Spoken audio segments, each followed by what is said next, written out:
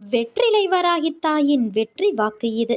என் தங்கமே, உன் பிரச்சனைக்கு தீர்வு தருவதற்காக இன்றிலிருந்து 8வது நாள் காலை 11:05 நான் உன்னை தேடி உன் இல்லத்திற்கு வருவேன். என்னை நீ அடையாளம் கண்டு கொள் குழந்தையே. கொஞ்சம் பொறுமையாக இரு. எல்லாம் முடிந்துவிட்டது என்று நீயே உன்னை முடக்கிக் கொள்ளாதே. மனதை ஒருநிலைப்படுத்திப்பார். உன்னை சுற்றியுள்ள வாய்ப்புகள் உனக்கே புலப்படும். எல்லா சந்தர்ப்பங்களும் தானாக அமையாது. நீதான் நம்பிக்கையோடு அதை உருவாக்க வேண்டும். வெற்றி தோல்விகளை சகஜமாக எடுத்துக்கொள். நான் இதுவரை தோல்விகளையும் இழப்புகளையும் மட்டும்தானே சந்தித்து வருகிறேன் என்று நீ புலம்புவது புரிகிறது. நீ சற்று நிதானமாக யோசித்துப்பார். இதுவரை நீ தோல்விகளையே சந்தித்தாயா அல்லது வெற்றிகளையும் பெற்றிருக்கிறோமா என்று உன்னையே நீ கேட்டுப்பார். விடைகள் உனக்கே புலப்படும். நீ அடைந்த வெற்றிகள் உனக்கே இன்னும் தெரியாத அளவிற்கு நீ முன்னுக்கு பின் முரணான எண்ணங்களில் செயல்படுகிறாய். நிதானமும் நம்பிக்கையும் மிக மிக அவசியம். அப்போதுதான் உன்னை சுற்றியுள்ள வாய்ப்புகளை உன்னால் கண்டுபிடிக்க முடியும். தோல்விகளை கண்டு துவண்டு போகாதே.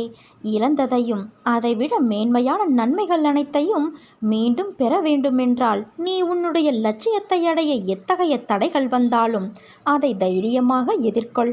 தோல்விகள்தான் வெற்றியின் படிக்கற்கள் என்பதை உணர்ந்து கொள். மனம் தளராதே குழந்தையே.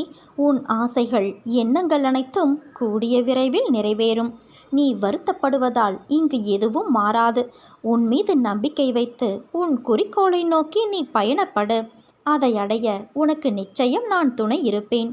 இது என் சத்திய வாக்கு. என் வார்த்தைகள் மீது நம்பிக்கை வைத்து செயல்படு. வாழ்வில் நீ விரும்பிய நிலையை அடைவாய். கவலைப்படாதே. உன் அன்னையான நான் உன்னோடு தான் இருக்கின்றேன். பல பேர் வாழ்க்கையை வாழ்வதற்கு தைரியம் இல்லாமல் இன்றும் பல துயரங்களை அனுபவித்து வருகின்றனர். ஆனால் நீயோ அனைத்தையும் கடந்து நானே கதி என்று என்னை நம்பி என்னிடத்தில் பொறுப்புகளை ஒப்படைத்து சதா சர்வ காலமும் என்னை விடாமல் பூஜித்து கொண்டு இருக்கிறாய். உன்னை வழி நடத்தும் ஆசான் நான். உன்னை வாழ்க்கையில் வியக்கும் வண்ணம் உயர்த்துவதே என் கடமை. நான் இருக்கிறேன் என் குழந்தையே. நீ நம்பிக்கை இழந்து விடாதே. அனைத்தும் என்னையே சேரும். துன்பம் வந்த நேரத்தில் ஒரு நன்மை விரும்பி நல்ல ஆலோசனையை சொல்பவர் யாராயினும் அவர்கள் இறைவனின் வடிவங்கள். இறைவனின் சங்கல்பம் இல்லாமல் அவர்கள் அந்த நன்மை ஒன்றை சொல்ல மாட்டார்கள். இவ்விஷயத்தை அனைவரும் நன்கு நினைவில் இருத்தி கொள்ளுங்கள். அதனால் அப்படிப்பட்டவர்கள் கூறும் இதமானவற்றை தள்ளிவிட வேண்டாம். கேட்டு கடைப்பிடிக்க வேண்டும். துன்பங்கள் வராமல் இருக்காது. வரும். ஆனால் வந்தபோதும் நிலைமையை மோசமாக்காது.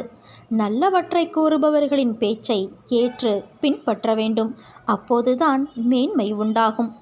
பிறருக்கு எதையும் கொடுக்க முடியவில்லை என்றாலும் மனதார வாழ்த்து.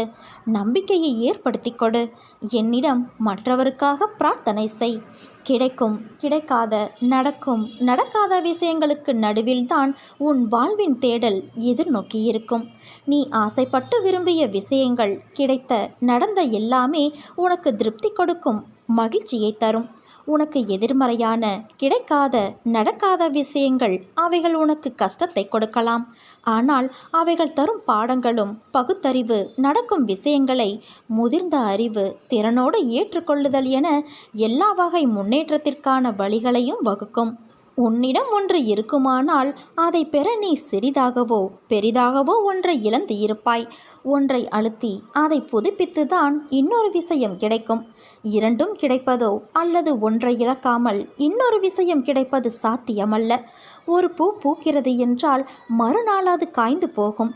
அந்த இடத்தில் வேறு ஒரு மொட்டு முளைக்காமலா போகும்? முளைக்குமல்லவா? அதே போலத்தான் உன் வாழ்க்கையிலும் இழந்தவை என ஒன்று இருந்தால் பெறுபவை என ஒரு காலமும் வரும். அதற்கு பொறுமை காத்திரு குழந்தையே. கிடைப்பது அதிசயமல்ல. ஆனால் கிடைக்காத போது உன்னை நீ எப்படி எதிர்நோக்கி சமாளிக்கிறாய் என்பதை பொறுத்தே உனக்கு கிடைக்கும் விஷயங்கள் அதிசயமாகும். உன் அன்பு என்னும் கடல் எவ்வளவு ஆழமாக இருக்கிறது என்பது என் மீது உனக்கு இருக்கும் அளவு கடந்த பக்தியை எண்ணி நான் பூரிப்படைகின்றேன். உன் வாழ்வில் உன் அன்னையின் மீது வைத்துள்ள நம்பிக்கை என்பது அளவிட முடியாததாய் இருக்கின்றது. நான் இருக்கையில் உன் வாழ்க்கையில் ஏன் இந்த வெறுமை? நீ ஏற்றிய தீபங்கள் போல உன் வாழ்க்கையில் நான் தீபம் ஏற்றப் போகிறேன். இன்னும் சற்று நாட்களில் நீ அதை உணரப்போகிறாய் குழந்தையே. வானத்தில் இருக்கும் சூரியனைப் போல, நிலாவைப் போல, நட்சத்திரங்களைப் போல மின்னி நீ ஒளி வீசப்போகிறாய் அம்மா. ஆனாலும் சில சமயம் என்னையும் மீறிய பிரச்சனைகள் வரும்போது என் மனம் என்னையும் அறியாமல் சஞ்சலத்திற்கு உள்ளாகி கவலைப்பட வைக்கிறது என்கிறாய். இந்த மானிட பிறவிகள் தங்களை சுதந்திரமானவர்கள் என நினைத்து கொண்டு சுகத்திற்காக இரவு பகலாக உழைக்கிறார்கள். ஆனால் அவர்கள் கஷ்டம் என்ற ஒன்றை மட்டுமே அறுவடை செய்கிறார்கள். இதுதான் விதி. இந்த விதியானது நல்லதாக திரும்பி நல்ல நேரம் வருவதற்கு முன்பு ஒரு கஷ்டம் உன்னை இப்படி ஆக்கிவிட்டு செல்வது தவிர்க்க முடியாத ஒன்று. எதிரிகளிடம் சிக்கிக்கொண்டு அனைத்தையும் இழப்பது, வம்பு வழக்கு என்று அலைவது, நீடித்த புகழ் நிலை மாறி அனைவரும் புறக்கணிக்கும் வகையில் அவமானம் உண்டாவது போன்ற நிலைகள் தோன்றுவது. இதனால்தான் கடவுள் தன் பக்தனுக்கு இத்தகைய நிலைகள் வரக்கூடாது என்பதற்காக அவனுக்கு நோயாக, கடனாக, சிறிய விபத்தாக, ஏமாற்றமாக மாற்றியமைக்கிறார். விதியின் பிடி உன்னை இருக்காமல் நான் பார்த்து கொள்கிறேன். அவசியம் என்றால் விதியையே மாற்றுவேன். அது என் பக்தனின் நிலை, பக்தி, அவனது சேவை என்பதை பொறுத்து அமையும். அற்புதங்களுக்காக நீ அலையாதே. நான் அடிக்கடி வலியுறுத்துகிற விஷயம் இதுதான். எதை தேடி போகிறோமோ அது நம்மை விட்டு தூரம் போகும். எதை நாம் எதிர்பாராமல் இருக்கிறோமோ அது நம்மிடம் வந்து சேரும். அற்புதங்களும் இப்படித்தான். என்னிடம் அற்புதத்தை தேடி அலையாமல் ஆண்மணலனின் விருத்திக்காக போனால் நான் உனக்கு தேவையானதை தந்து உன்னை என் பக்கம் ஈர்த்து கொள்வேன். இதற்காக நான் செய்யும் செயல்பாடுகளில் ஒன்றுதான் அற்புதம். இதையும் தாண்டிய பல விஷயங்கள் என்னிடம் உள்ளது. காத்திருந்தால் நிச்சயம் பெற்றுக்கொள்ளலாம். அனைத்தையும் உணர்ந்து பிரார்த்தனை செய்தால் நன்மை நடக்கும். இதற்கு உன்னை நீ தகுதிப்படுத்தி கொள்ள வேண்டும். எந்த சூழ்நிலையிலும் நம்பிக்கை இழக்காதே. நீ நினைத்த காரியம் விரைவில் பூர்த்தியாக போகிறது. நீ படும் வேதனையிலிருந்து உன்னை நான் விடுவிக்கப் போகிறேன் குழந்தையே. இந்த உலகத்தில் யாரும் நிரந்தரமில்லை. பிறப்பும் இறப்பும் ஜனனமாகும் போதே உறுதியாகின்றது. நினைவில் வைத்துக்கொள். உன் அம்மா நான் இருக்கிறேன் என் குழந்தையே. ஆனால் இது தெரியாமல் நீ கவலைப்பட்டு கொண்டு இருக்கிறாய். வரிசையாக துன்பங்களை தந்து மனிதனை என்னை ஞாபகப்படுத்தி கொள்ளும்படி செய்து துயரத்தில் அன்னையே என்னை காப்பாற்று என நான் சொல்ல செய்வேன். உன் காலில் நீ நிற்க கற்றுக்கொள் என்பதை உணர்த்துவேன். யாரிடமும் ஓடி சென்று உதவி கேட்காமல் என்னையே நினைத்து கொள்ளும்படி செய்வேன். அப்போதும் துன்பம் இருக்கும், வலி இருக்காது, நடை தள்ளாடும், ஆனால் விழமாட்டோம். ஏனென்றால் உன் அன்னையான நான் உன்னை தாங்கிக் கொள்வேன். இதை எதற்காக செய்கிறேன் என்றால், பிறரால் சாதிக்க முடியாததை உன்னால் சாதிக்க முடியும். என் பெயரை சொல்லிக்கொண்டு எவ்வளவு பெரிய சமுத்திரமானாலும் உன்னால் தாண்ட முடியும். உன் வேலையை நீயே செய் என்றெல்லாம் உனக்கு நான் உத்வேகத்தை கொடுப்பேன். அடிக்கடி நான் சொல்வது ஒன்றுதான் என் குழந்தையே. விரைவில் நீ உயர்ந்த நிலைக்கு வரப்போகிறாய். என்னை சரணாகதியடைந்தால் நான் உன்னை பாதுகாப்பேன்.